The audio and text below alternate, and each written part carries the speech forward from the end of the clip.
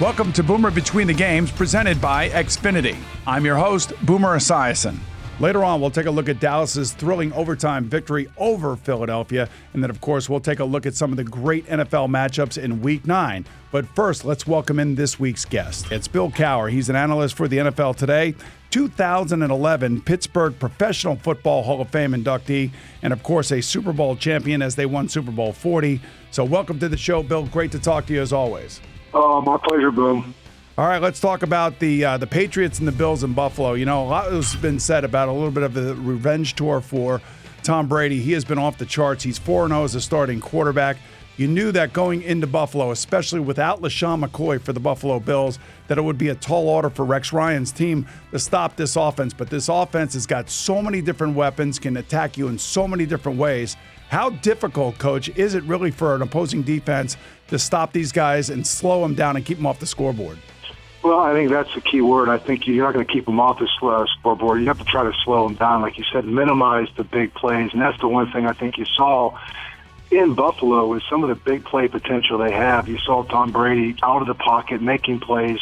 Even though they got to him, he took some hits. They've got so many weapons. So, I look at what the Steelers tried to do the week before in Pittsburgh, where they kind of sat back and made them kind of dink and dunk. And I think somewhere along the line, you hope that Tom Brady is going to miss a throw, a drop here and there. And really, they kind of stayed in that game in Pittsburgh. And I think that's the approach you have to take against them because they got just so many weapons. So you try to minimize, the big plays.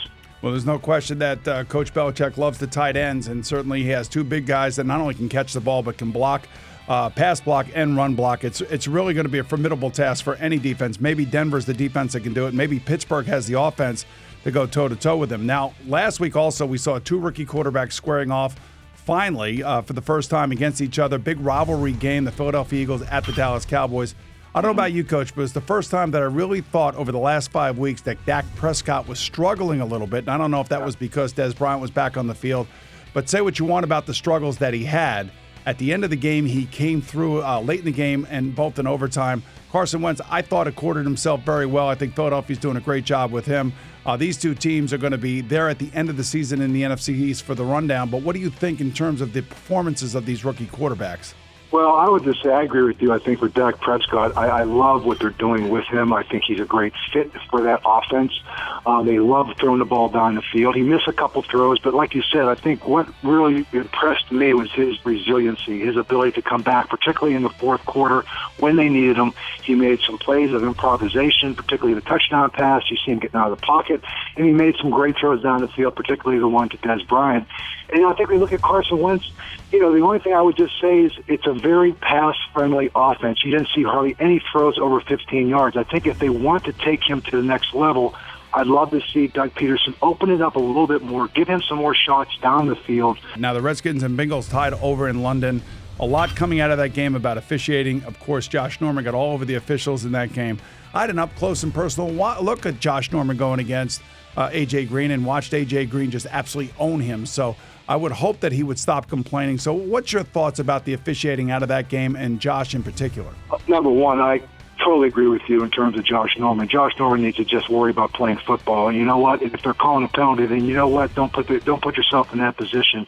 I always say, with defensive backs, particularly when I was coaching the second year, even as a head coach, I said, talk to the officials, and just like the NBA, are they calling hand checks? Some guys will let you play. They're going to let you be handsy. Other people are not going to. So get a feel for the official, just like they do in the NBA. Sometimes they call that thing really tight early. So you find out where the limits are, and you play within the rules of that limit. Time for our Twitter question of the week presented by Xfinity. This one comes from @Ethan A. Hansen, and he wants to know, besides Big Ben's injury, what's the biggest issue for the Pittsburgh Steelers this season? #BoomerBTG. For me, Coach, it's pretty simple. I look at the pass defense of the Pittsburgh Steelers, and I look at the amount of pressure that they're putting on opposing quarterbacks. They're 32nd in the league in sacks. They only have 8 sacks. They're 20th in the league in pass defense. So if Cam Hayward is not on the field for the Pittsburgh Steelers, that is a big loss. That was the guy that was also missing with Big Ben when they were playing the Patriots. But assuming Big Ben does come back, and we expect him back this week against the Ravens, what are the other problems that the Pittsburgh Steelers are dealing with? Well, I think you get Cam Hayward back as well, Boom. I think I would just say this, and there's no question. I think if at some point they can get Bud Dupree, that would also help in terms of getting some depth on the outside.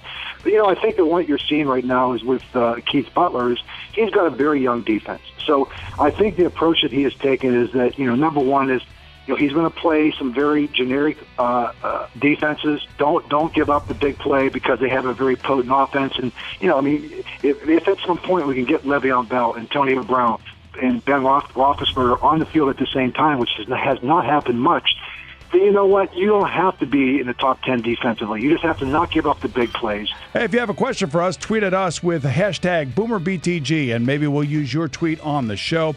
All right, let's take a look ahead of some of the great Week 9 matchups in the NFL, big divisional matchups. First, the Steelers and the Ravens. Here's the bottom line. You've been a part of this, Coach. I've actually broadcast some of these games when you were coaching the Steelers.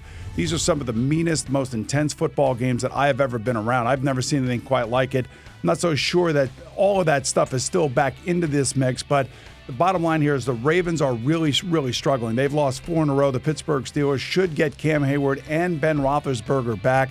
This is a huge game for the AFC North. All these teams are still bunched up. The Bengals are right in the midst of this. And this is, for me, as a home team, the Baltimore Ravens somehow, some way have got to come away with a win. I know you probably don't feel that way, but at the end of the day, the intensity that these two franchises bring to the football field is pretty significant, isn't it?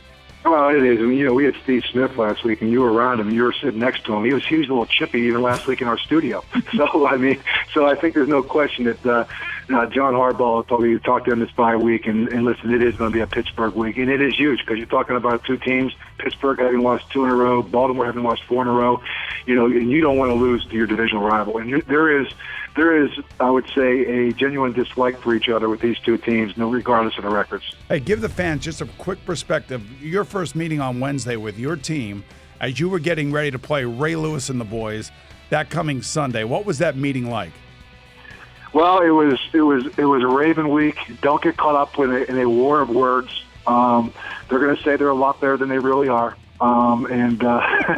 So we made it personal, Bill. This is one of those games where you make it personal. And so because it is a divisional opponent, it was a case of who is going to be looked upon as being the more physical team, the tougher team, and the one that's going to still be standing at the end. Well, Coach, I got to tell you, I love working with you on Sundays. I get to talk football with you. Talking football with you here today at Boomer Between the Games, a big thrill for me. I'll see you on Sunday. Have a great week. Thanks so much. And join us next week, everybody, when Chris Sims will join us right here at Boomer Between the Games. Thanks for tuning in to Boomer Between the Games, presented by Xfinity. Xfinity X1 will change the way you experience TV.